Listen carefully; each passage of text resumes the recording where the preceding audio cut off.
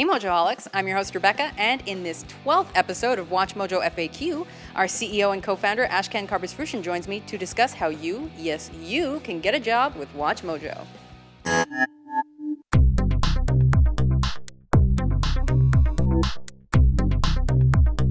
Hey Mojoholics, welcome to WatchMojo FAQ episode 12. Welcome Ash. How are you? Not too bad yourself? No complaints. Okay, so last week we talked about the length of our clips. Yes, we did. did. We get any valuable feedback? We got a lot of feedback. Again, it was great. Love, all everybody's comments. So the bottom line was you guys basically said it's not broken, so there's nothing to fix. So to recap, we are going to keep the video games at the less than 10 minutes length. The movies, which are a bit longer, we're going to keep them at the same length. And the music and pop culture, which tend to go over and under, so we're going to keep that at the same length. But while there was a very small minority that did say, yeah, I wouldn't mind if the videos are shorter, and also just for us to experiment, I would say the two new series that we're going to launch soon, so the news as well as the topic series, we're going to start at the 5 to 9 minute length. And we feel like that's a good experiment, and it allows us to make them longer over time if need be. Hope you guys understand and support that decision, so stay tuned for those shows. Okay, on to this week's business. We get a lot of people asking how they can land a job at WatchMojo. Why would you want to do that? No, okay, yes, we do. That's true. We get a lot of emails by people saying either I'm a Mojoholic or they come across our job listings. And indeed, that comes up quite often. Is that a possibility? Yes, no, absolutely. I would say that, actually, before I start giving you guys like the best way to proceed is, I'm sure a lot of the Mojoholics want to know how you ended up getting a job at WatchMojo. Right. I was taking a class with someone who I believe had found you guys on Craigslist, and she was doing some hosting, and she was like, oh, this is right up your alley, you should come along, you should meet Ash, young, cool atmosphere in the company. So I was like, okay, so I'll take a look. I was still in school, and I was working part-time at Walmart, so I was like, anything to get out of there. So I came along, and I met with Ash, and then I had to be very persistent, but I finally had an internship.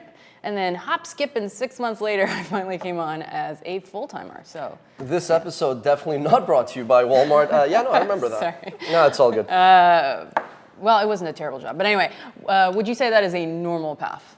Yes and no. I think back in the day, we definitely relied a lot on referrals. That made a lot of sense as we were ourselves trying to figure out exactly what we were going to do in 2006. YouTube wasn't exactly what it is today. But today, we're definitely a lot more structured. It's kind of wild, though, that just a year ago, we had about 8 full-timers. We had 0 freelancers.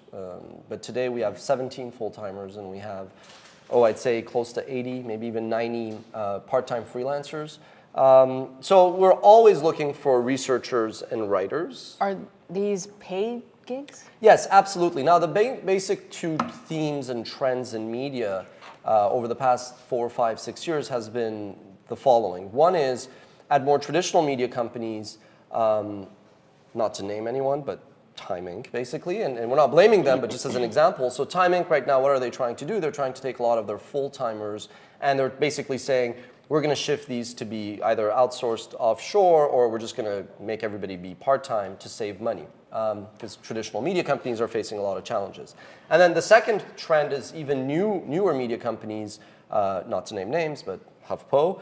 Again, not blaming them, but that is what they did early on. So HuffPo, they said, you know what, we're going to give you this amazing platform to write, and we're not actually going to pay you for your time and effort. So once we felt that, and not to be a hypocrite, in our first year and in our second year, we did have the occasional unpaid intern. Now, we didn't really welcome unpaid interns because we felt like we had to invest a lot of time and energy to train them, unless if we met someone like you that I said, wow, lots of potential, this person can really help us. But we kind of stopped that. We felt, hey, if this is a business, then we should kind of be big boys about it and pay people and preferably treat them and bring them on as full-timers, et cetera, et cetera. So that's basically, I would say we're always looking for writers and researchers, and when the opportunities come up for other gigs, then they would be listed on the job section. Right. So can writers and researchers be located anywhere?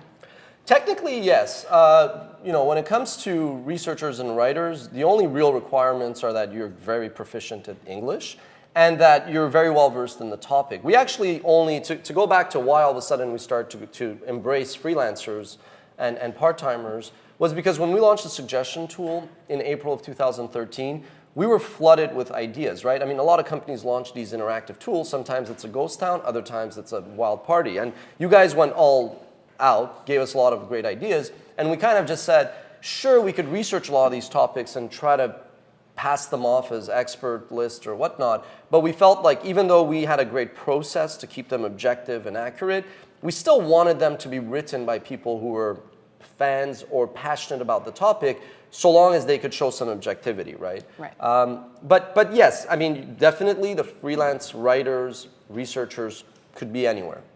Are all jobs remote? No, that's the irony. So for business and even video editing and a lot of the administrative duties, we do require that you are physically in the office, or you could come in and we could chat about like a given project, because otherwise there's communication breakdown. So since we're based in Montreal, for the business, administrative, and the video editing, you do need to be in Montreal. Now some of those are still full-time here. Others are freelance, where you could do it on your own time, but there's that expectation that you could physically step into our office. Okay, so does that mean that those who are located outside of Montreal should not apply?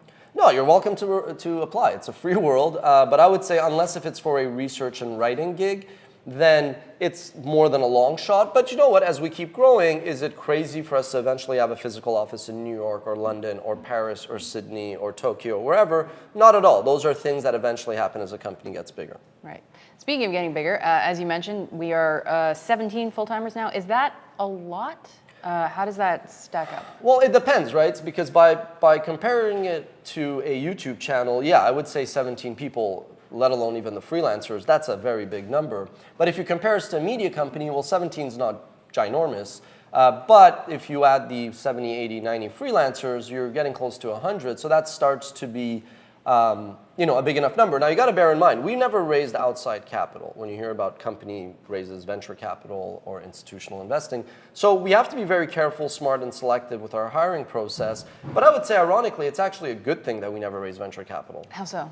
Well, when you raise venture capital, well, notorious BIG, more money, more problems, right? So when you have money and you have a problem, you just throw money at the problem thinking it'll be fixed, and usually you just have a bigger mess to clean. And then two, with VCs in particular, when you raise venture capital, there's this sudden urge to grow. You expect 9 women to give birth in 1 month instead of realizing that it still takes 9 months to give birth to a child. So they're like, just hire, hire, hire. So you end up like hiring very quickly and like messing up your culture. But also you're kind of forced to bring these very senior people. Half of the time that may work. They fit in well, they contribute. The other time, it's kind of, you just end up with a bigger shitstorm to clean.